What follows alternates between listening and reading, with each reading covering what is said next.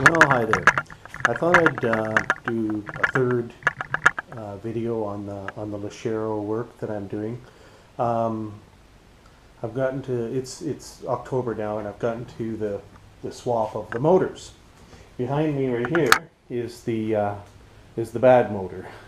It's out. It's on the engine stand, and of course, here's the good motor, the one that I purchased from a fella that was on the transmission and everything, and here it is, reinstalled. This was not easy to do, and I have some advice for people that are going to be doing this. One of the first things that we found out that, by the way, taking the old motor out wasn't that bad a deal. I mean, you undo all the bolts and you yank it out. Putting it back in, that's hard to do. It took almost 3 to 4 hours getting this motor lined up and getting it plugged back in again. There's a lot of things to consider. One of them is the when the torque converter goes into the flywheel here on this flex pipe here, you got to have it lined up just right. Otherwise, it snags on there, and it becomes a real big problem. The other thing is you got to make sure that your collars, and here I'm just going to show you here, these little collars here, they are on both sides on the bottom. I've taken this one off right here and used it on the newer motor.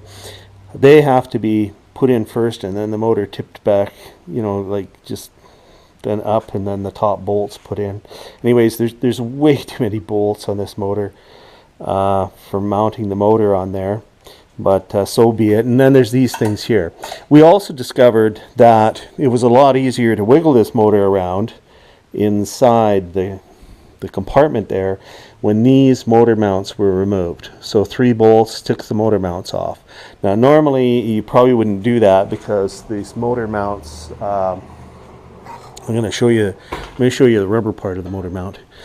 You don't want to take this off the chassis because this bolt on the bottom side underneath is very difficult to get at, very hard, and so these things are best to leave on. These little bumps on here, you can see the little bumps. They are, when you're lowering the motor in there, those little bumps have got to engage. So they're on the front of the mounts, so you got to turn the mounts. These mounts are universal. You can turn them around either way. They got to be clicked in. But usually when you're putting a motor in, you've got the transmission lifted up and you're putting it in, and the mounts are clear, like you've got some space between the mounts, right? So that's fine, but when you go to drop it down, they got to nestle into those things there. So we actually removed the side motor mounts so we could wiggle the motor around, put them back on again, lower the motor down onto the other thing. That way there's only the 2 bolts. And there's 2 bolts on the underside here. I can't show you that right there and there. So anyways, so this is the bad motor. Now that it's on the engine stand, I'm dying to turn it upside down, take the oil pan off of it, and find out just exactly what went wrong. It was banging like crazy, so we suspect, that one of the bearings, journal bearing, whatever, is gone. I also noticed that this idler pulley here, where the serpentine belt goes around, it's seized. So the bearing, so the belt must have been screaming around that. Not a good thing. So yeah, I'm looking forward to getting all of this hooked up again. There is just a nightmare of hoses and lines and wiring harnesses in this thing, and it's all got to be sorted out. So I also, rather than remove the any part of the exhaust, I basically just undid the exhaust manifold bolts. They were very easy. I've got a new gasket sitting there ready to go, and then just pull this manifold back. Now I can just put it back on again after cleaning it all, and this manifold's in good shape, so that should be easy to do. The compressor has to be on there.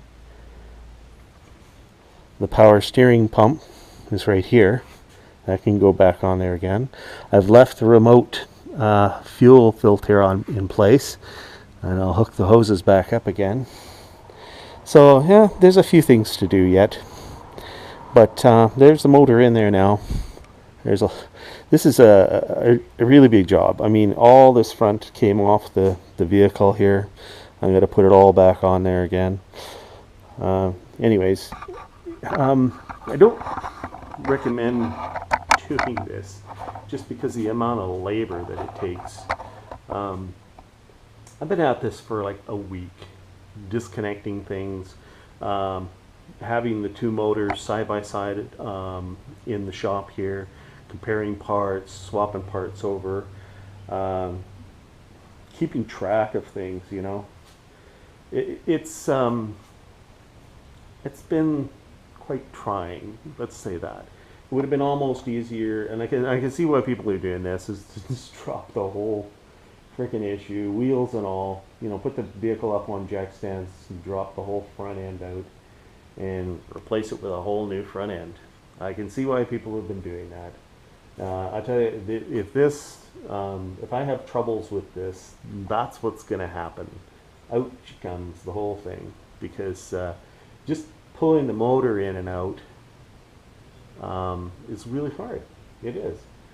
This is not like the old Volkswagens we used to work on when I was a kid, where there was 4 bolts and 2 wires, right, and a fuel line. It's not the same at all. There's a computer-controlled electronic fuel injection on here. It's whatever. Anyways, that's enough ranting and raving. By the way, Renault, nobody really wants to work on it. My nephew is a mechanic. He helped me put the motor in. He says, "Don't tell anybody that I know that I worked on a Renault, because I don't want to work on another one." Okay.